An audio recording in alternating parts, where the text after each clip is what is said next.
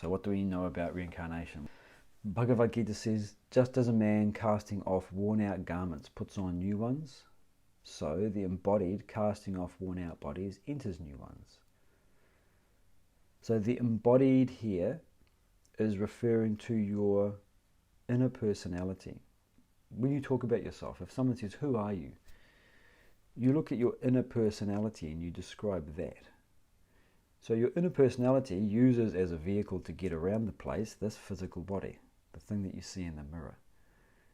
It is said to be cast off when no longer required, and a new one is put on when it is required for future experiences. So this idea of birth, growth, disease, decay, death, it's seen as a cycle. So what's some of the theory behind it? So the theory is based on observable phenomena and established laws, things that we do have some degree of certainty around, and then those are extended into the unknown, things that we don't know.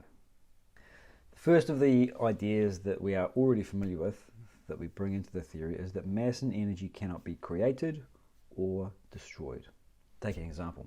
The energy associated with me speaking comes out through my vocal cords, becomes the compression waves through the ear, it hits the microphone, that gets transferred into electrical energy through the device, through the internet, out through your speakers, back to compression waves that vibrate your eardrums.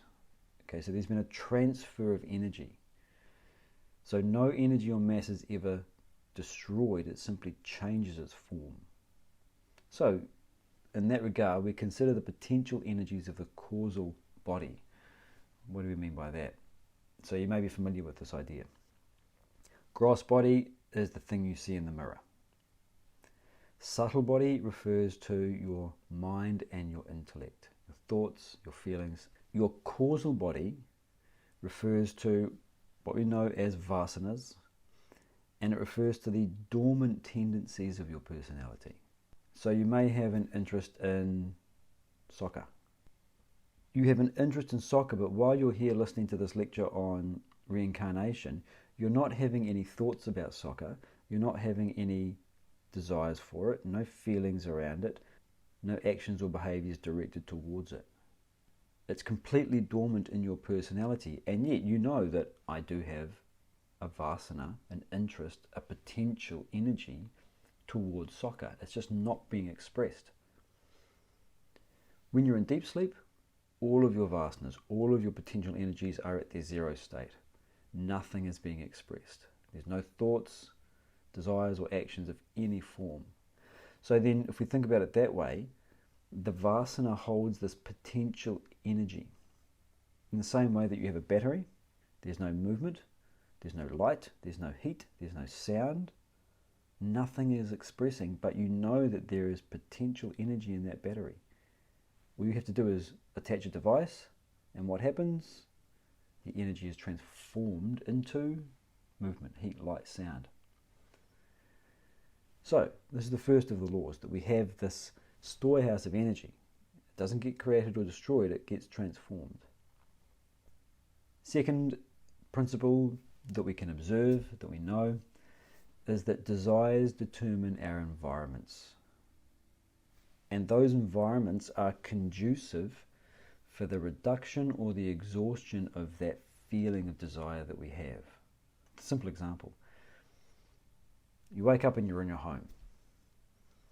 And the first thing you do when you get up, once you've shaken off the lethargy of sleep, is to go to the gym and exercise. That's your regime. When the gym is finished, you shower and you go to the office and you work. When that's finished, you go and visit some friends and have a social time. And then when that's finished, you go home and have dinner. That's your day. You've gone from home to gym to office to friend's home, back to home again. Your environment has changed each time.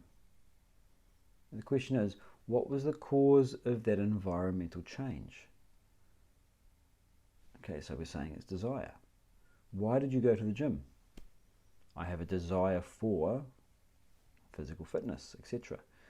Your desire made your environment change. The most pressing desire that you have, I've got to keep my body and my mind fit and healthy. I'll get it done early in the day. That transports you into that environment. And then when that's finished, I've got to go to work. There is a desire, and that changes your environment to the workplace. So this is something that we see. Now these are very simple examples of conscious desires that we might have, but we need to also remember that there will be unconscious drives within the personality that are determining where we go, the environments that we go into, and we are not aware of them.